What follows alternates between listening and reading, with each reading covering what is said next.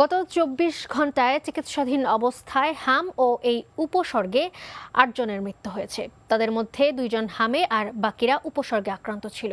এই নিয়ে মৃত্যুর সংখ্যা দাঁড়ালো ২০৬। স্বাস্থ্য অধিদপ্তরের তথ্য মতে এ পর্যন্ত আক্রান্ত রোগীর সংখ্যা ১৬,০০০-এর বেশি। সংক্রমণ ও মৃত্যুর পেছনে পুষ্টির অভাব বড় কারণ বলে মনে করছে চিকিৎসকরা।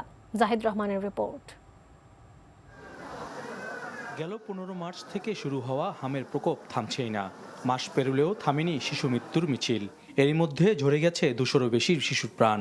স্বাস্থ্য অধিদপ্তরের তথ্য মতে এ পর্যন্ত ঢাকা বিভাগে ৯৮ আর অন্য ৭টি বিভাগে ১০৮ জনের মৃত্যু হয়েছে। এদিকে হাসপাতালগুলোতে রোগীর চাপ সামলাতে হিমশিম খাচ্ছেন চিকিৎসকরা। বিশেষজ্ঞরা বলছেন, আক্রান্ত শিশুদের গড় বয়স ৬ মাসের নিচে। মূলত প্রয়োজন মতো মাতৃদুগ্ধের অভাবে রোগ প্রতিরোধ ক্ষমতা কমে যাওয়ায় পুষ্টিহীনতার শিকার হচ্ছে শিশুরা। যদি ব্রেস্ট ফিডিং চাইল্ড না হয়, যদি ফর্মুলা ফিড চাইল্ড হয়, এই বাচ্চাগুলো কিন্তু আক্রান্ত হওয়ার সম্ভাবনা অনেক বেশি। কারণ তাদের ম্যাটারনাল প্রোটেকশন ব্রেস্ট ফিডিং বাচ্চা যেভাবে পায়, একটা ফর্মুলা ফিড বাচ্চা বা অন্য কোনো খাবার খায়, সেই বাচ্চা কিন্তু সেই প্রোটেকশনটা নাই। যেহেতু চারিদিকে ইনফেকশন ছড়িয়ে গেছে, কাছে ওই বাচ্চাগুলো আক্রান্ত হওয়ার সম্ভাবনা বেশি থাকে। পরিসংখ্যান বলছে, আক্রান্তদের বেশিরভাগই নিম্নবিত্ত পরিবারের। মূলত কোভিডের ধকল কাটানোর পর নিয়মিত টিকাদানে অবহেলায় সাধারণ সংক্রমণেও রূপ নিচ্ছে প্রাণঘাতী জটিলতায়।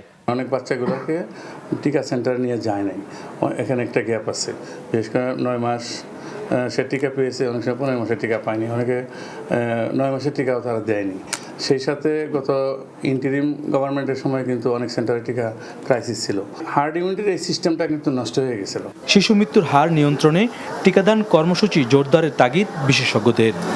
Zahid Rahman, NTV news, Dhaka.